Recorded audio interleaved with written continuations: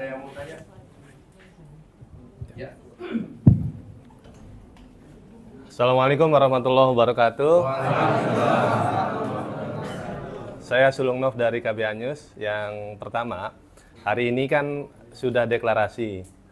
Lalu apa yang akan dilakukan oleh teman-teman El-Tahfiz ini untuk memenangkan Amin dalam waktu yang kurang dari 30 hari lagi atau 20 hari ini? Terus yang kedua, Pak Anies ini kan pernah menjadi Mendikbud. Lembaga tahfiz kan juga kita ketahui banyak ya bertumbuh. Apa sih dari pihak pengelola yang diharapkan atau ada titipan pesan kebijakan nanti pada saat beliau jadi presiden? Ya, mungkin saya coba jawab ya. Pertanyaan yang pertama, apa yang akan dilakukan? Alhamdulillah kita dikasih data ya, IR ya. Itu tadi malam sudah 1.870 anggota ya. Jadi QR itu kan agak sulit juga ngisinya ya. Karena saya di notaris baru 204 Pak, udah seminggu ya. Ya, jadi udah 1.000, katalah 1.800 ya. Kemarin saya bilang target 10.000 saya bilang. Karena 5 besar itu Pak, ternyata yang kelima itu 6.000. Yang keenam 8.000 dan yang ke-7 yang keempat, ketiga, kedua ada yang pertama 177.000. Saya bilang enggak mungkin lah kita itu. Yang kedua 11.000. Saya bilang kita ngambil yang 10.000 aja saya bilang. Mohon doanya ya semuanya.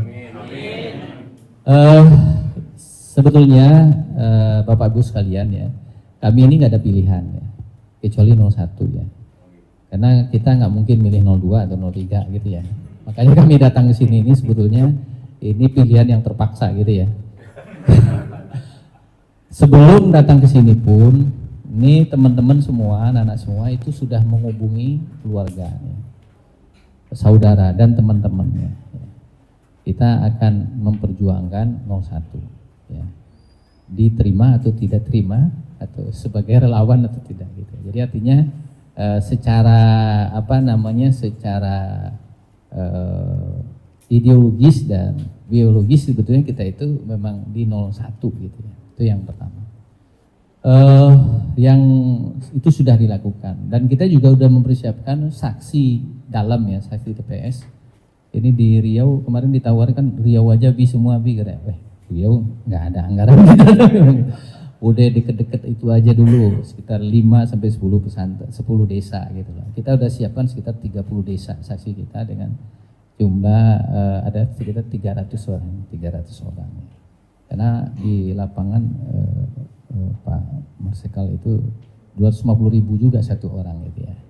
Itu di luar makan, artinya kan kita realistis lah. Di 300 kita siapkan, mudah-mudahan nanti lebih banyak lagi ke dalam. Itu saksi dalam ya, bukan saksi luar. Kita mau ngambil di situ. Selanjutnya dengan adanya secara resmi ada SK, kemudian ada juga terdaftar ormas kita sebagai pendukung Amin. Tentunya kita akan lebih lebih punya atau konfidensitas ya di masyarakat bahwa kita ini resmi gitu, nggak abal-abal. Nah, mudah-mudahan target sebetulnya kalau bicara anggota kita itu sebetulnya kebanyakan Pak Jamal itu anak-anak usia dini.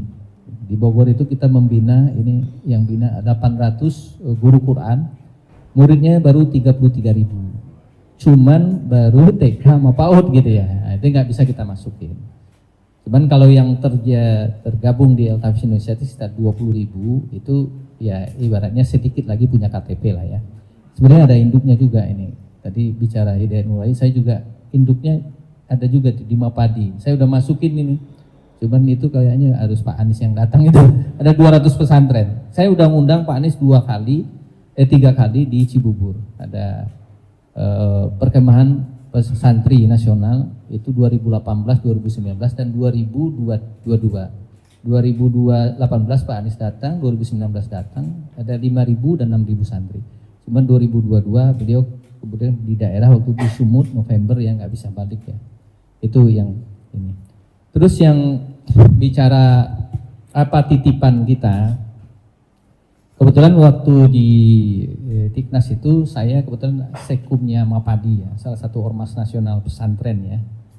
Jadi kita Ormas Nasional itu selalu diundang sebulan sekali, ada forum kita ya, termasuk NU Muhammadiyah ya, dan ada ratusan ya. Nah, bicara pendidikan ya, waktu itu memang isu yang disampaikan adalah ada dana yang 26 triliun yang tidak jelas itu ya. Itu udah kita dibicarakan waktu beliau jadi Mendiknas itu ya. Harapan kita tentunya ya, saya sampaikan tadi, tahfiz Quran itu adalah sepertiga dari pendidikan kita. Karena pendidikan kita itu sepertiga lagi adalah akademis ya. Jadi beda dengan rumah-rumah Quran ya, mohon maaf ya. Atau kan pondok Quran ya. Karena kita ada formalnya ya. Ada S1-nya, ada SMP, SMA-nya. Kalau kita punya pesantren. Demikian juga ada taekwondo ya, taekwondo. Jadi ada pendidikan karakter. Pendidikan karakter itu adalah olahraga taekwondo, berkuda, memanah, berenang ya. Kemudian juga ada LK ya, LK1, LK2 naik gunung ya. Ada kajian mingguan, bulanan ada di situ. Nah, jadi kita bagi sepertiga. Jadi Quran sepertiga, kemudian akademis sepertiga, dan yang ketiga itu ada karakter, pendidikan karakternya. Jadi yang kita harapkan sebetulnya adalah bagaimana ya pendidikan kita ini ya fokus pada pendidikan karakter. Karena saya kelahiran 70-an ya, merasa bahwa pendidikan karakter itu penting ya. Kalau dulu kita anak-anak itu belajar ya pendidikan karakter itu di surau-surau ya, di langgar-langgar atau di TPA ya. Belajar agama, belajar bahasa, belajar bela diri ya, itu satu paket ya. Termasuk juga belajar etik endasmu, enggak, itu etik, ada etika gitu kan. Karena etika itu nilai gitu loh. Kalau kita nggak punya nilai, berarti kan kita nggak punya, ya sebagai manusia kita dipertanyakan etika. Ya walaupun sebagian orang bicara hukum, ya hukum itu di bawah nilai gitu. Nah itu yang kita harapkan, pendidikan anak bangsa ini ya tidak bicara berapa nilainya gitu, berapa angka yang didapat ya. Kan kita lihat tuh sudah banyak ya pendidikan yang tadinya bertaraf ya, bertaraf internasional, bertaraf nasional dan segala macam, itu kan mohon maaf ya, kebanyakan rekayasa. Anak-anak itu dipaksa untuk dapat nilai bagus, nilai tinggi gitu, tetapi karakternya nggak dapat. Nah, itu yang kita harapkan, bagaimana pendidikan karakter terhadap anak bangsa ini bisa tertanam. Ya, kenapa bisa kita merdeka ini? Karena para pejuang kita, kakek-kakek dulu punya karakter. Walaupun cuman pakai bambu runcing, ya, mereka berani mengalahkan sekutu. Ternyata 2 jenderal di Perang Dunia Kedua itu terbunuhnya cuma di Indonesia. Bahkan lebih ini lagi. Ternyata di Aceh itu 4 jenderal mati. Hanya di Indonesia gitu. Nah, saya bilang kalau kita nggak punya karakter nggak bisa. Gitu. Ya barangkali itu sekedar ini. Lalu ada yang menambahkan tadi? Dari Riau nih bisa menambahkan? Ini datang khusus dari Riau, balik lagi. Bismillahirrahmanirrahim. Perkenalkan, saya Royan Syah, koordinator wilayah Riau, alumni Tafid Indonesia S1. Saya ini lompat jalur, background syar'i, baca kitab, Riau Tafid, belajar manajemen pendidikan, S2 saya master pendidikan. Dan 3 taekwondo, saya wakil ketua pengurus olahraga berkuda di Pekanbaru. Saya juga aktif di Perpani, olahraga panah Indonesia di Riau. Merespon dari apa yang ditanyakan oleh Mas tadi, apa yang dilakukan oleh teman-teman rekan-rekan pasca deklarasi. Tadi sekilas sudah disampaikan oleh founder Tafid Indonesia bahwa sebetulnya yang kita lakukan justru jauh sebelum deklarasi. Deklarasi ini menguatkan kami dalam melangkah di lapangan nanti. Ya. Kita di Riau kemarin begitu dapat arahan dari founder, dari pembina, 2 hari kita sudah dapat data TPS Riau. Ya, sudah kita pegang, ada 19.300.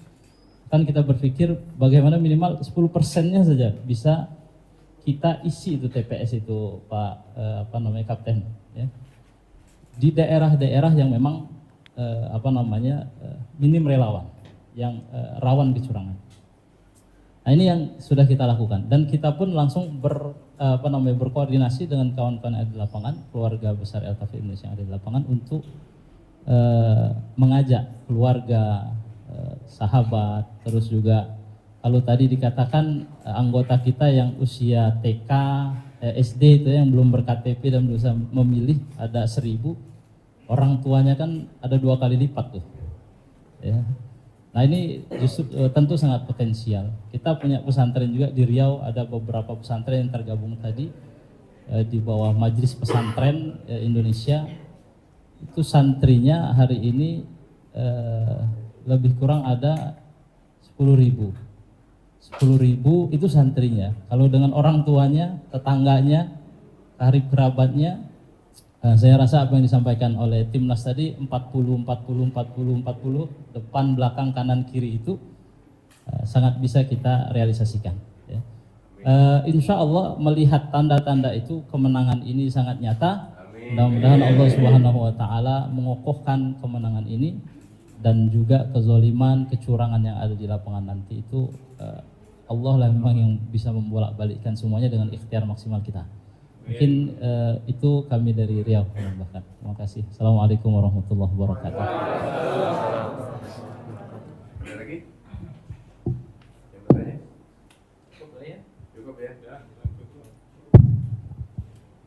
Mungkin saya tambahkan sedikit.